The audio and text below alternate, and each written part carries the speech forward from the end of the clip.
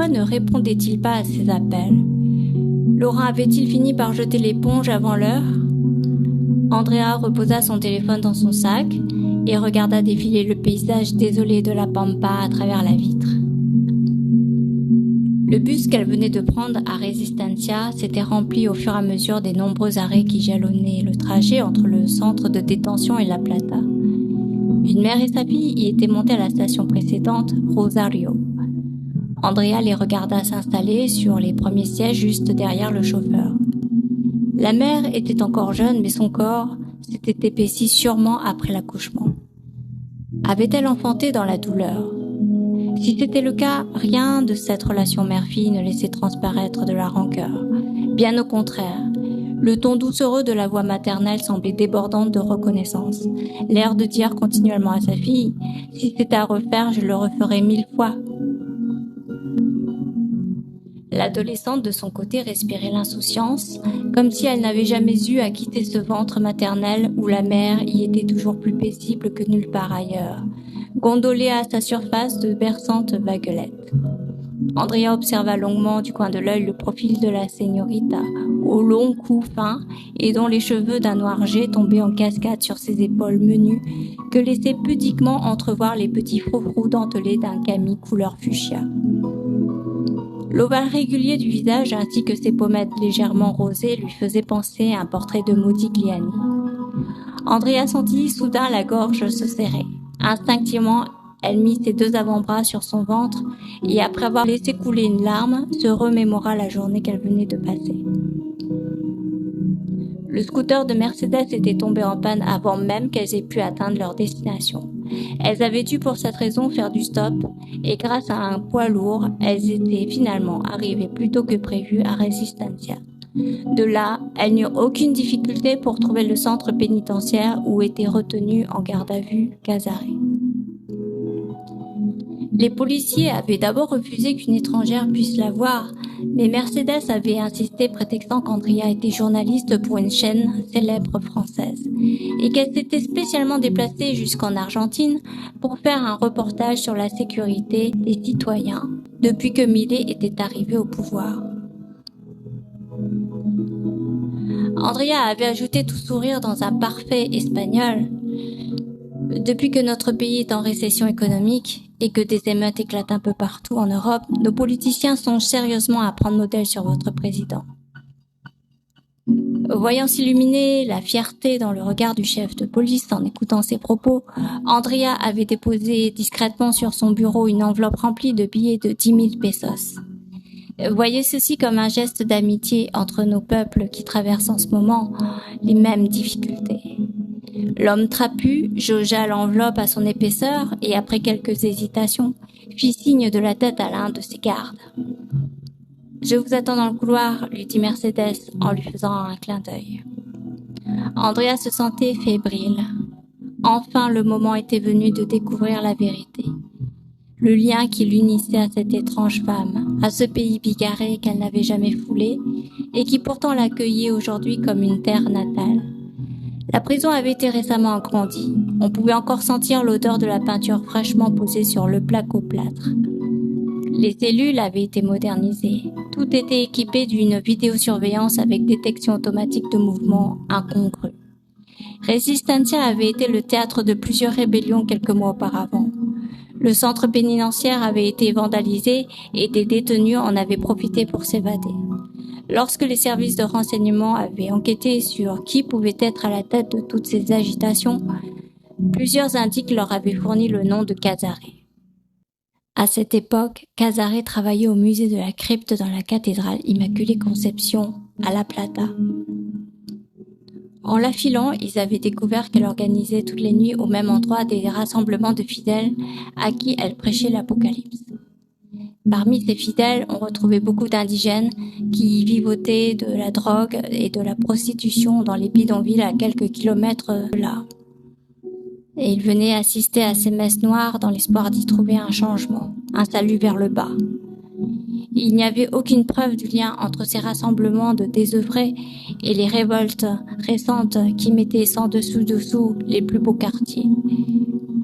Mais pression de l'État oblige, Il fallait vite trouver des coupables et montrer à la presse nationale que le job promis avait été fait, et bien fait.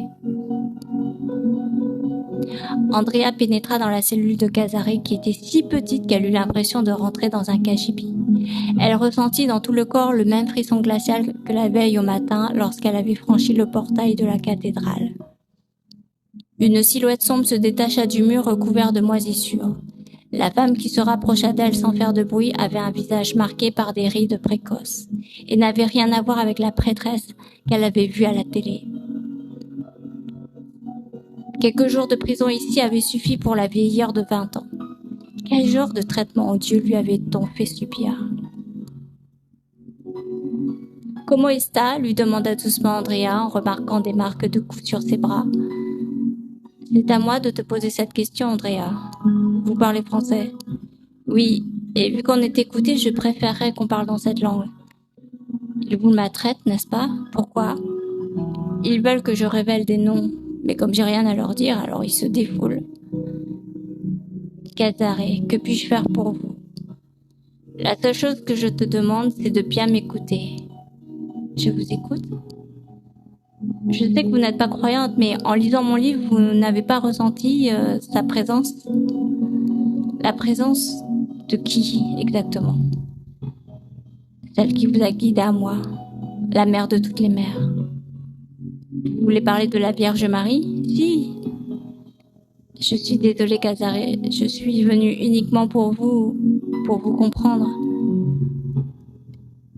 Si vous ne pouvez pas entendre mes paroles, écoutez au moins celles de votre cœur, Andrea. Vous n'entendez rien? Aucun battement depuis que vous avez franchi le pas de cette église? La seule chose que j'ai entendue là-bas, ce sont les cloches et leurs vibrations sur le vitrail. C'est ça, Andrea, ces vibrations. Ce n'étaient pas celles des cloches, mais celles de la terre, notre mère à tous. Casare, je ne vous suis plus. Il va y avoir un tremblement de terre, Andrea. Je ne sais pas quand exactement, mais ça se rapproche de plus en plus. C'est peut-être pour aujourd'hui, ce soir, ou cette nuit. Mais comment pourriez-vous le savoir en avance? Il n'y a eu aucune alerte à ce que je sache.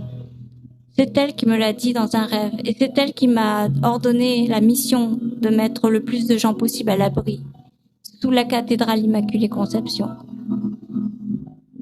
Vous l'avez vous-même dit, Casare, je ne suis pas croyante et encore moins superstitieuse. Et puis, je ne vois pas bien comment la crypte pourrait protéger des gens d'un tremblement de terre.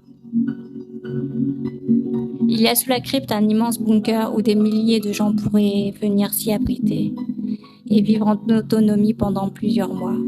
Comment le savez-vous? C'est mon grand-père qui me l'a révélé avant de mourir. Il était SS dans l'armée d'Hitler. Lui et plusieurs officiers allemands qui ont fui après 1945 sont venus se réfugier en Argentine et ont fait construire ce bunker pour s'y cacher un temps. Votre arrière-grand-père était un nazi allemand? Oui. Ma mère est sa petite-fille. Elle n'a jamais rien su, car il n'a jamais osé lui révéler quoi que ce soit pour ne pas la mettre dans l'embarras. Mais à moi, quand j'ai eu l'âge de comprendre, il m'a tout dit. Il avait besoin de se confesser car avec le temps qui passe, il est devenu très croyant. Et le remords le rongeait de plus en plus. Vous avez été adopté dans une famille nazie? Pas vraiment, puisque ma mère est catholique, mais elle n'a jamais su. Et mon père est plutôt du genre gauchiste, anarchiste, si vous voyez ce que je veux dire.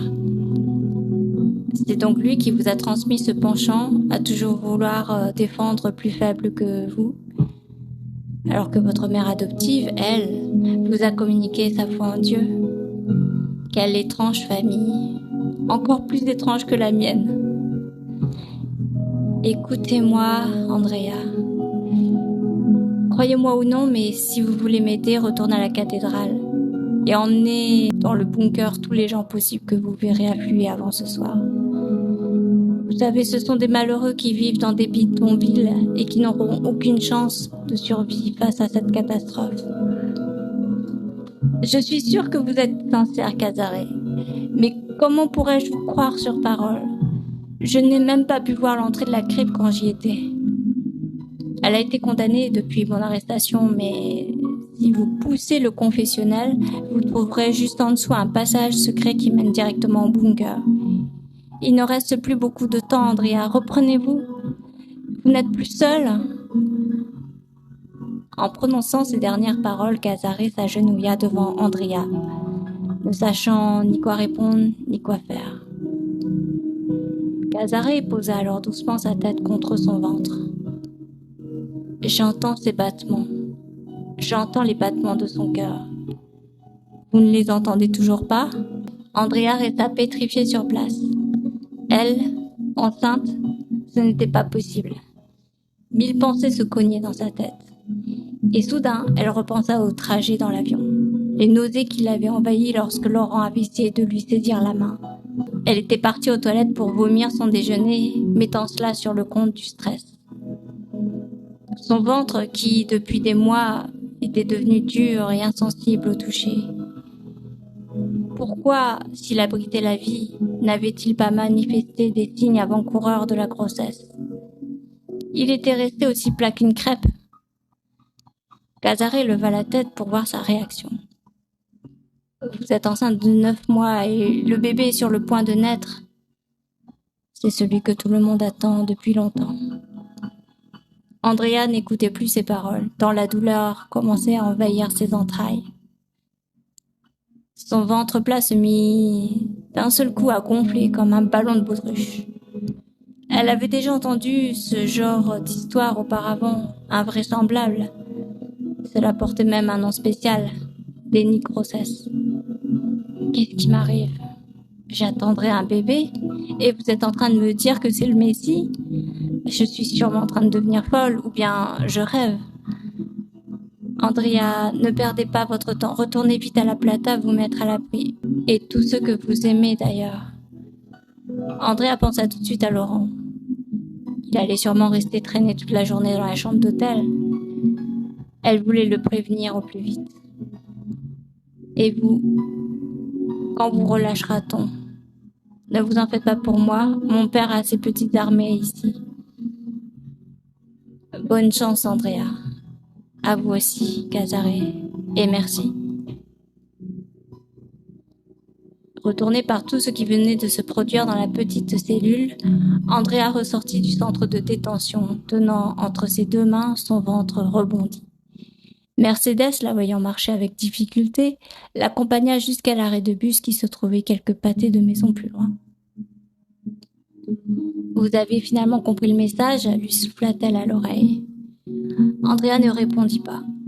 La douleur s'intensifiait dans tout son corps. Voyant le bus s'approcher, Mercedes retira son voile et lui remit en souriant. « Je cachais ma calvitie avec, plus qu'autre chose. Lorsque l'enfant naîtra, enveloppez-le dedans. » Andrea prit le pan de tissu et le mit sur sa tête afin de se protéger du soleil. « Ne m'accompagnez pas, ma mère? Ma mission est terminée. C'est à vous de jouer maintenant. Soyez forte, Andrea. Dieu est avec vous. Adieu. » Andrea fit un dernier signe de la main à travers la vitre à la petite nonne au caractère bien trempé, à présent complètement découverte, chauve.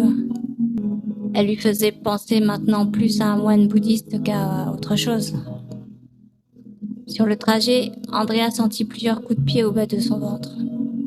L'enfant qu'elle avait nié pendant tout ce temps était-il le fruit de l'amour? Un accident? Elle imaginait la tête que ferait Laurent en apprenant son état. Elle essayait de l'appeler plusieurs fois pour lui annoncer la nouvelle. Mais comme il ne répondait pas, les doutes commençaient à pleuvoir. Lui et elle n'avaient jamais abordé la question de l'avenir. Ils avaient vécu des années ensemble, au jour le jour, comme deux ados attardés que la vie aurait volontairement mis à l'épreuve. À force de se regarder le nombril, Andrea n'avait pas su déceler les qualités de Laurent. Elle savait qu'il aurait fait un bon père, mais il ne lui avait jamais donné l'envie de franchir le cap, celui de devenir mère. Était-ce de sa faute à lui ou bien à elle? Maintenant, ils étaient trois, les choses lui paraissaient complètement différentes. Que ferait-elle sans Laurent pour élever cet avorton? Elle ne se voyait pas le confier à ses parents. Il aurait bien été accepté, mais comme un cadeau empoisonné. C'est l'enfant de Laurent, pas le mien, se dit-elle révoltée en son fort intérieur. Elle essaya de nouveau de l'appeler, mais toujours aucune réaction au bout du téléphone.